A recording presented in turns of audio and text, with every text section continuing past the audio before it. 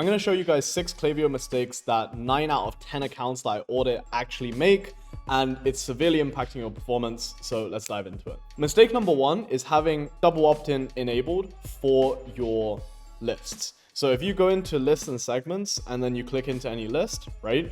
You go to settings, consent details, make sure it's single opt-in, right?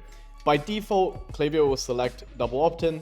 Please don't do that. It's going to literally cut your email capture rate by 50%.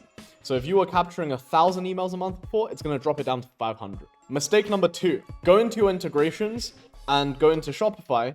You are most likely connecting your Shopify list to the same list as the pop-up, which by default is newsletter. To change this, just go into the integration settings where it says sync data from Shopify, click on a different list. So, this could be your Shopify list. So I normally just create new lists, one called Shopify sync, the other one is going to be called pop-up welcome or something along those lines. You want to keep them as 2 separate lists.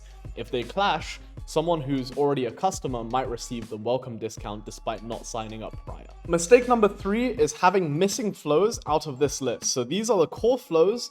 There are 7 main ones that are like revenue producing. There's some optional ones depending on your brand. So number 1, top of the list is welcome series with pop-up form connected, abandoned checkout, abandoned cart, abandoned product, abandoned click, abandoned customer thank you with embedded upsells, super important, customer win back, replenishment reminders, sunset tagging, back in stock. If you don't have any of these flows, go and build them, right? And if you don't have time to go and build them, book in a call, we can build them for you. Obviously, it's not free, right? But we're a very good agency and we get the job done. You can check out all of my YouTube videos. We've worked with a ton of brands and we only get inbound referrals or inbound from YouTube organic. We don't do any outreach because we don't need to, because we're really fucking good at our job, right?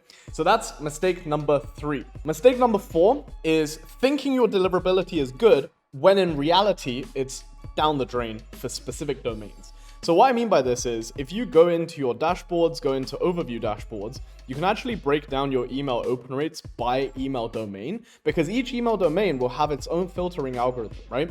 So most likely your Hotmail and iCloud is going to be in the toilet, right?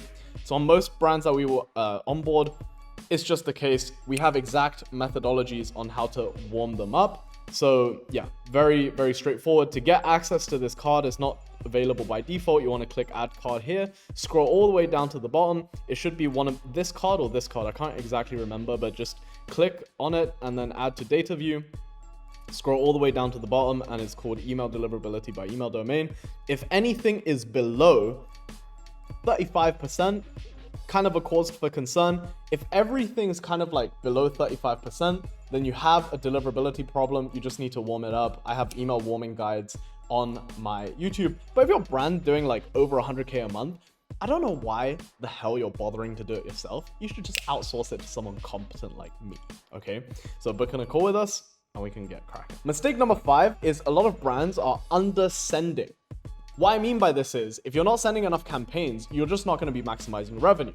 The problem is either time for brands, they simply don't have the time, in which case outsource it to us, or they don't know how to do it without like just completely screwing over the deliverability. If you're either of those and you're a brand doing over 100K a month, book in a call.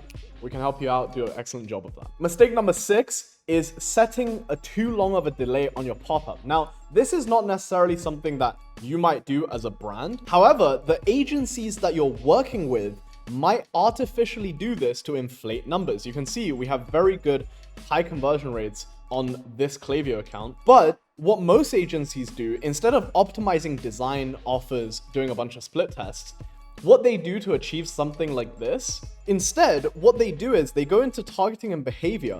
They just set this to like 30 seconds or a minute, right?